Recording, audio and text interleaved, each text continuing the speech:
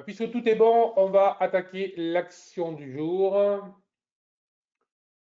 Alors, l'action du jour, on va refaire Apple, car Apple, j'essaye de bien regarder au quotidien ce que ces valeurs-là nous racontent, puisque désormais, par exemple, Apple vaut plus que le CAC, bien évidemment, enfin, vaut plus que le CAC, vaut beaucoup plus que la bourse de Paris. Je pense que la bourse de Paris, c'est 1000 ou 1200 milliards, je crois. Apple, on est à 3000 et le nombre de transactions quotidiennes est largement supérieur sur Apple que sur la bourse de Paris. Bref, on voit là que ces valeurs-là sont devenues vraiment très, très, très importantes. Et donc, il faut les suivre. Et je ne vous parle même pas de la taille, évidemment, dans les indices américains. Bon, donc hier, on en a vu une qui était en mode fusée, on en a vu une qui était en mode destruction de short, et je pense qu'à la fin de l'année, on aura déjà bientôt, je pense, le bilan de l'année passée, mais cette année, je pense qu'il y en a beaucoup qui vont se faire démonter dessus. Donc, le nombre de milliards qui doivent tomber, parce que ben, c'est logique, hein, je veux dire, le phénomène est tel que lorsque vous travaillez avec des probabilités comme font beaucoup de fonds ou comme font beaucoup de traders, vous vous mettez en face avec du levier et vous sautez jusqu'à ce que vous ouvriez en fait un nouveau fonds. Voilà, bon, ça c'est une autre aventure. Et donc Apple, où en est Apple tout simplement? Alors Apple, ça fait plusieurs fois qu'on la voit, elle est toujours en train de travailler, de tourner autour d'une zone clé, d'une zone qui pourrait vraiment déclencher un signal très important qui est autour des 180. Alors pourquoi est-ce que cette zone pourquoi est-ce que cette zone est très importante? Pardon, tout simplement parce que si vous regardez, il ne faut pas être un grand spécialiste en analyse technique ou en analyse chartiste pour voir, bien évidemment, que tout ça nous dessine donc un double sommet d'école et donc un double top d'école.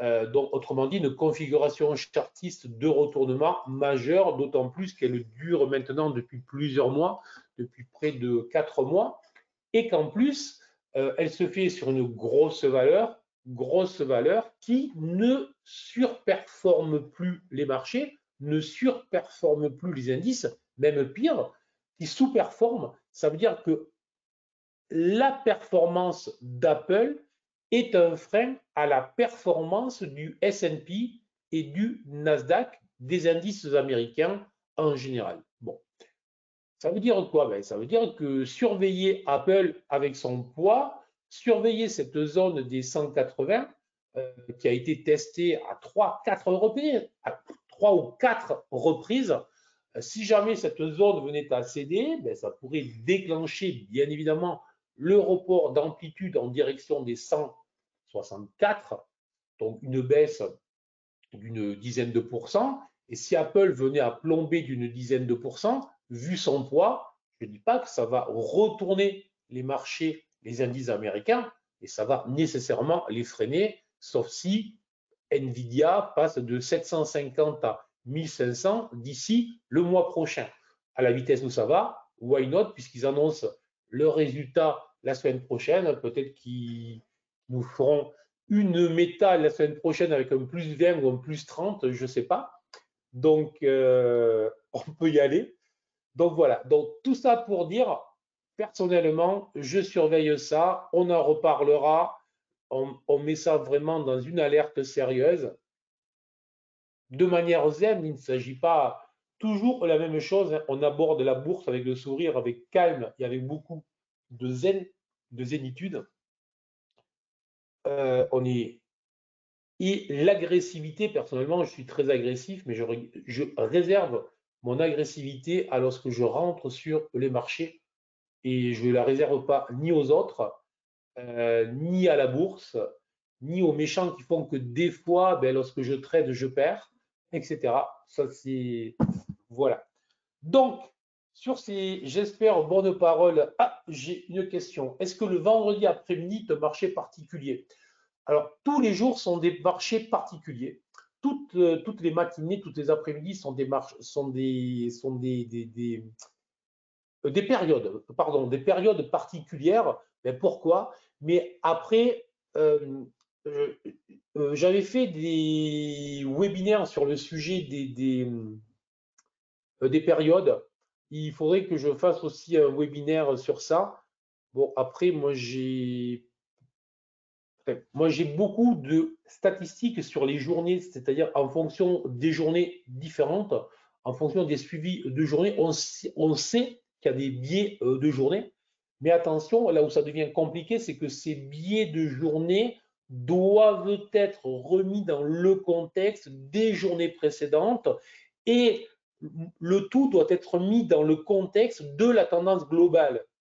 Donc c'est pour ça que je me méfie toujours des statistiques brèves, rapides et un peu, voilà, un peu agressives. Les stats, les probas, c'est très bien, mais ce n'est pas pour rien que lorsqu'on travaille les probas, c'est un sujet sérieux, hein. Je veux dire, moi, j'en ai fait il y a quelque temps dans mes études. C'est pas des probas, clac, clac, voilà, ça fait ça. On doit prendre en compte tous les paramètres. Bon, bref. Étant dit, oui, c'est particulier pour les investisseurs, mais ça doit aussi l'être. Et là, je vais faire dans la méthodologie que vous créez pour vous, ça doit être une journée particulière. Personnellement, à mes débuts, euh, lorsque je gagnais trop en semaine, j'étais un poil euphorique le vendredi après-midi et je finissais ma journée désespéré. Donc, alors aujourd'hui, j'en rigole. Je peux vous assurer qu'à l'époque, ça me faisait pas du tout rigoler. Donc, personnellement, je considère que le vendredi après-midi, on peut aussi l'utiliser pour faire le bilan de sa semaine.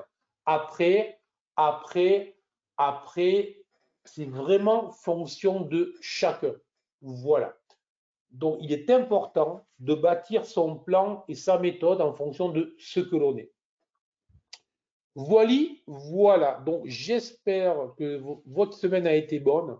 Je vous souhaite dans tous les cas une excellente journée, très bon week-end.